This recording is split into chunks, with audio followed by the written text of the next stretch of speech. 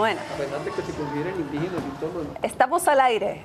Es que la discusión está caliente aquí en las pausas. Víctor, pregunta a María Castro.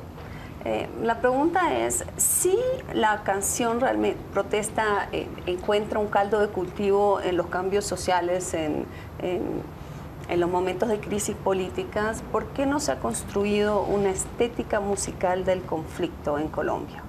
¿La hay o no la hay?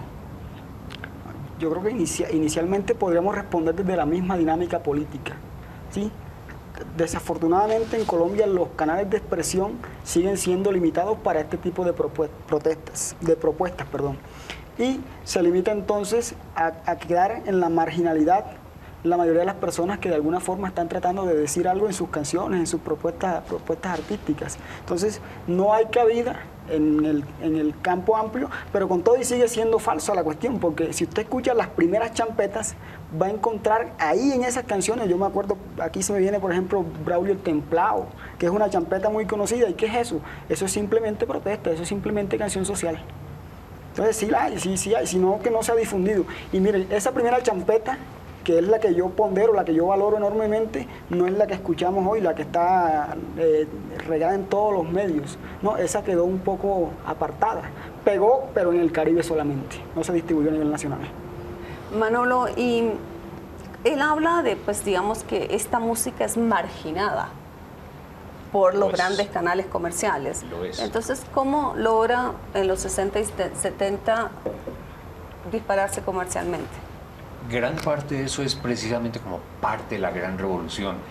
Cuando uno ve el fenómeno gringo, Pete Seeger, Woody Guthrie, que andaban por los caminos del sur de los Estados Unidos con sus guitarras, escribiendo, concientizando a los obreros, a los jornaleros en los campos.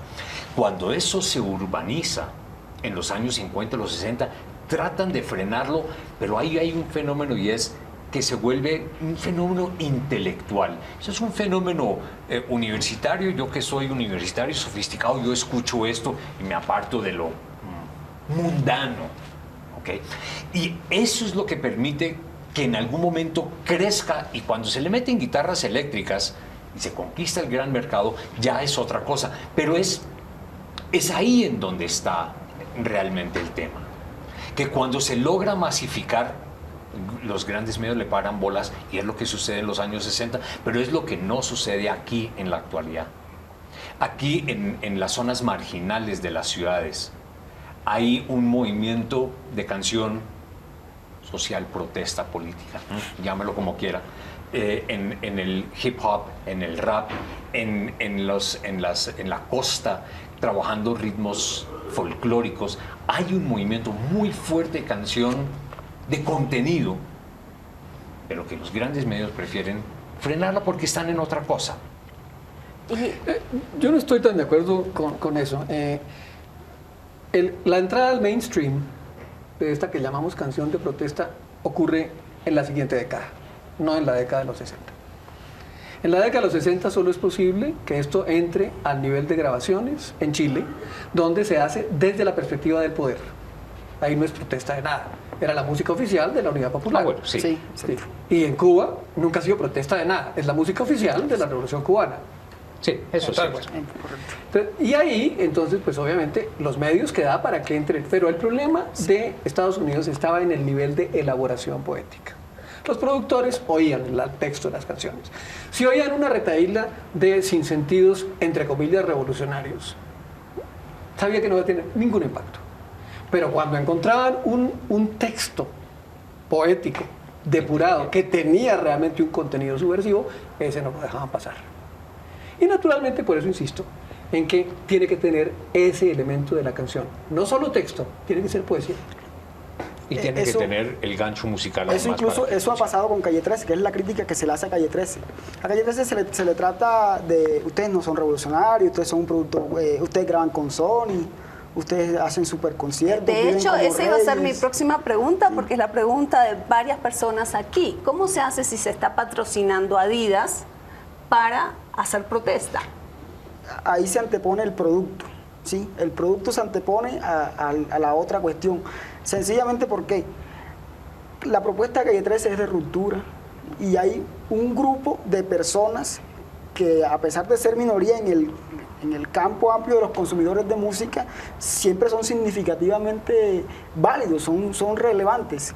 Y ese grupo de personas están buscando nuevas propuestas y sencillamente ahí cabe Calle 13 porque su propuesta, su producto como tal, es valioso, es original, es distinto, es diferente a lo que se venía trabajando en su momento dentro del campo del reggaetón.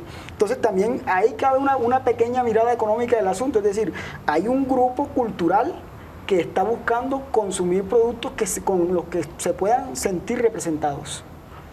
Bueno, le voy a pedir antes de que se nos acabe el tiempo a nuestro productor que nos ponga un minutito de A Desalambrar de Víctor Jara, una canción que ustedes pidieron mucho durante toda la tarde. Bueno, Víctor Jara, la están buscando, ya volvemos.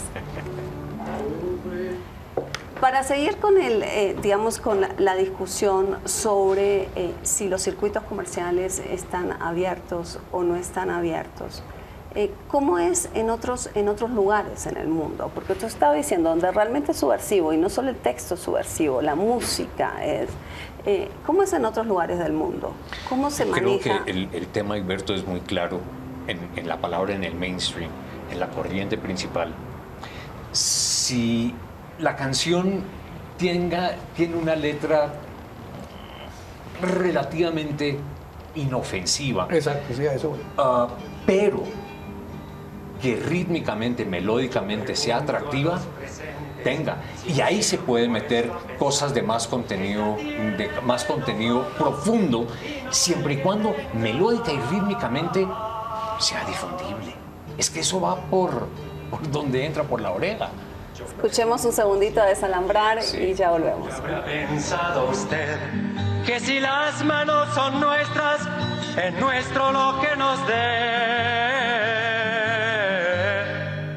A desalambrar, que la tierra es nuestra, es tuya y de aquel, de Pedro y María, de Juan y José.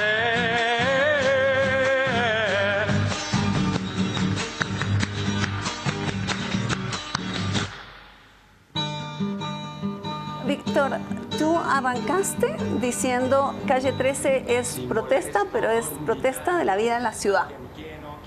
Sí, en la medida en que hubo un cambio en la sociedad latinoamericana. Exactamente, ahí estamos escuchando a Desalambrar, que es básicamente, digamos, el llamado a la reforma agraria. ¿Hay evolución en los contenidos en la canción protesta? Porque uno pensaría que, digamos, que hay temas que permanecen, permanecen en el tiempo, como por ejemplo el canto contra el imperialismo de Estados Unidos. Tú mismo lo has resaltado en Calle 13. Yo creo que el cambio va a ser, tenemos unas temáticas generales que podemos precisar en el caso de Latinoamérica y siempre están en relación a lo que ocurre o a su relación de dependencia con el resto del mundo y en el caso particular con Norteamérica. Yo creo que el cambio es en la forma. En la forma y en Calle 13, ¿cómo se explica en esa forma? Hombre, en la inclusión del insulto. La mayoría o una de las críticas que también se hace contra la propuesta de Calle 13 es, estos tipos son muy soeces. En las canciones de Calle 13 predomina lo sexual, lo mal hablado, pero es porque sencillamente también en la sociedad existe ese cambio o ese gusto por mal utilizar las palabras o por utilizar las palabras malas, por ejemplo. Pero eso no es un cambio, eso es una tradición, por cierto, muy antigua. O sea, Faustino Oramas, no sé si ustedes conocen, el famoso cubano que hacía lo que se llama la trova de doble sentido. Eso es una cosa que ha existido en la cultura caribeña siempre. Nos hemos quedado sin tiempo, así que le voy a hacer una pregunta que me contesten solamente con el nombre del grupo del cantautor. ¿Cuál es su favorito de protesta? Creo que esa es la respuesta. No, Calle 13. Calle 13, Manolo. Pero por generación, ¿no? Sobre todo. Manolo. Por tradición, Bob Dylan. Yo también, debo decir que el favorito mío es Bob Dylan, es suyo. No tengo muchos favoritos, pero gente, pues, cantautores importantes. Por ejemplo, un italiano que se llama Francesco Guccini. Bueno, nosotros nos vamos, se nos acabó el tiempo. Los invitamos a seguir viendo la franja de análisis de Canal Capital todos los días a las 9 de la noche. Nos reencontramos con ustedes en Hashtag Internacional el próximo jueves y seguimos haciendo TV más humana para ustedes. Muy buenas noches. Amarillo oro, azul sangre azul, y el pobre rojo sangre que sangra, que sangra, que sangra. Tu patria es mi patria, tu problema es mi problema.